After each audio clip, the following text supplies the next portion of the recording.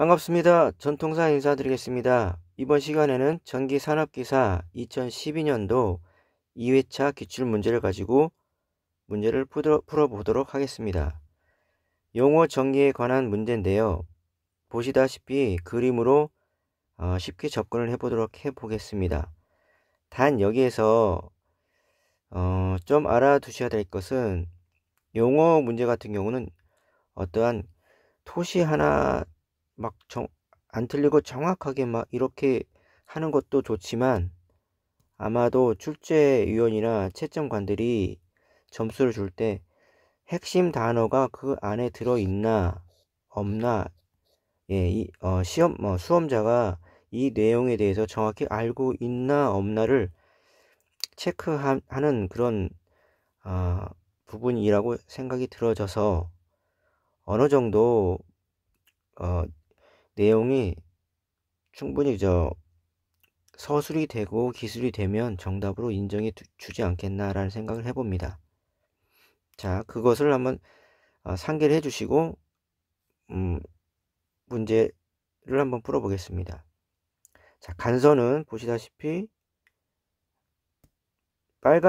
이 빨간 선이 간선입니다.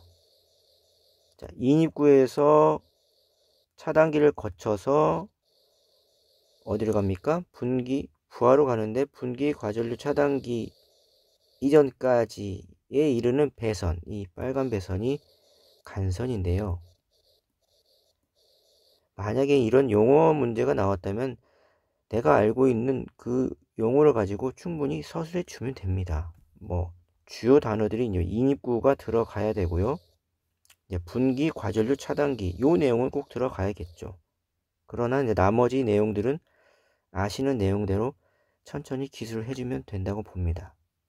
자, 이 책에서 설명했던 부분은 인입구에서 위에서 아래로 내려오는 부분들을 한번 설명을 해줬고요.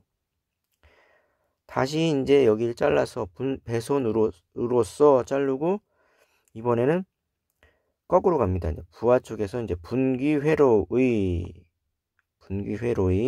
분기점에서 전원축 부분을 말한다 이렇게 써놨는데요. 다시 그리면 이게 지금 분기회로인데요. 자, 여기 이 파란 선이 되어 있는 요게 이제 분기회로입니다. 그러면 이 분기회로라는 것을 정확히 명시를 해주시고 그 다음 요게 분기점입니다. 여기 요 부분이. 그러면 분기회로의 분기점에서부터 요렇게 어디까지? 전원축 부분까지를 간선이라고 말한다. 이렇게 설명을 해 뒀습니다. 자, 요렇게 이제 어느 정도 설명을 해 주시면 될 것 같고요. 이 분기회로를 말씀드리면은 분기회로는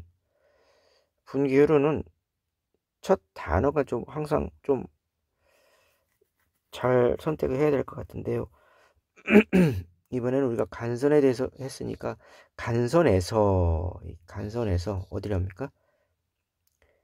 간선에서 얘네들이 분기를 하죠. 하나씩 부하 쪽으로 분기. 이거는 3개가 분기가 되는데요. 간선에서 분기하여 그 다음에 용어가 분기 과전류 차단기를 거쳐서 여기가 부하인데요.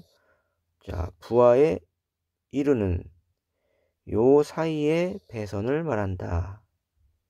요 사이에 이르는 배선. 다시 말하면 분기회로는 간선에서 요게 이제 첫 단어가 돼야죠. 간선에서 분기하여 나눠졌다는 얘기죠. 분기를 했다는 얘기죠. 그 다음에 분기 과전류 차단기를 거쳐서 부하에 이르는 요 사이의 배선을 말한다. 이렇게 정리를 해두시면 되겠습니다. 다음엔 이제 단락전류인데요. 보시다시피 이제 단락하고 전로의 선간이 요게 이제 첫 단어가 항상 중요한데요.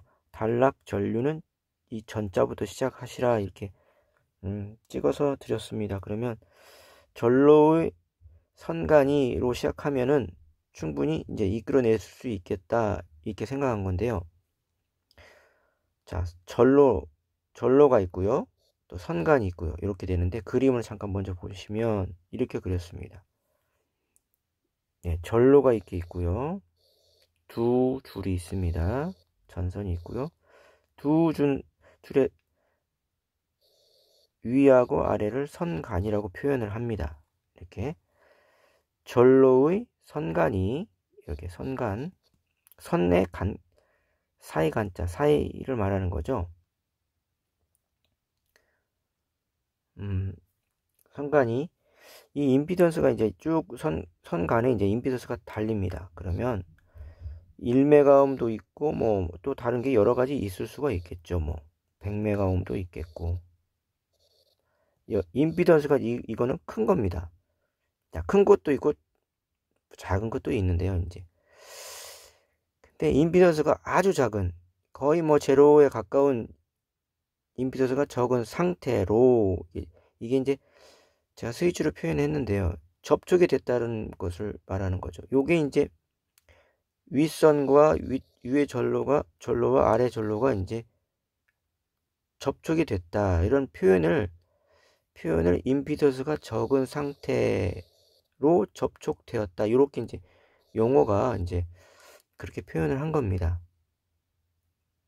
임피던스가 이제 제로에 가깝기 때문에 적다. 이렇게 표현한 건데요. 그러다 보니까 이제 이렇게 표현해 주시고 이 부분을 통하여 흐르는 전류가 이제 보통 이렇게 임피던스가 제로에 가까우면 전류가 자연스럽게 뭐 크겠죠. 이거 뭐 전류가 작은 전류가 흐르지는 않기 때문에 이런 식으로 이 부분을 흐르는 뭐 큰 전류를 단락 전류라고 한다. 이렇게 기술을 해주시면은 정답에 가깝지 않겠나 이렇게 생각이 들어집니다. 다시 한번 보면은 단락 전류라는 것은 이 전로에 선간이 있고요. 선간이 있는데 임피던스가 적은 상태로 닿았다. 접속되었을 때 뭐 닿았다고 됩니다. 단락되었다 해도 되시고, 자, 이 부분을 통해서 흐르는 큰 전류 이렇게만 설명하셔도 정답 처리해 주실 거라 믿습니다. 그리고 마지막으로 이제 사용 전압에 대한 건데요. 이 사용 전압도 참 이걸 뭐 따로 외워야 되나 그런 생각이 들지만 아무래도 사용 전압 우리가 보통 뭐 공칭 전압 또 뭐 최고 전압 그다음 뭐 여기 말씀드리면 사용 전압 이렇게 되는데요. 요런 같은 경우는 뭐 다 특별한 내용은 없는 것 같고요. 그냥 사용 전압은 우리가 보통 사람이잖아요. 우리가 보통 사람. 전압도 보통 사용하는 전압. 보통의 사용 상태에서 뭐 그 회로에 가해지는 뭐 이거는 좀 여러 말로 이제 표현이 되기 때문에 뭐 그 회로에 가해지는 그 회로상에 뭐 있는 뭐 이런 식으로 표현이 되어지고요. 나머지 키포인트는 여기는 선간 전압이라는 것이 키포인트인 것 같습니다. 그러니까 그 회로에 가해지는 선간 전압이다.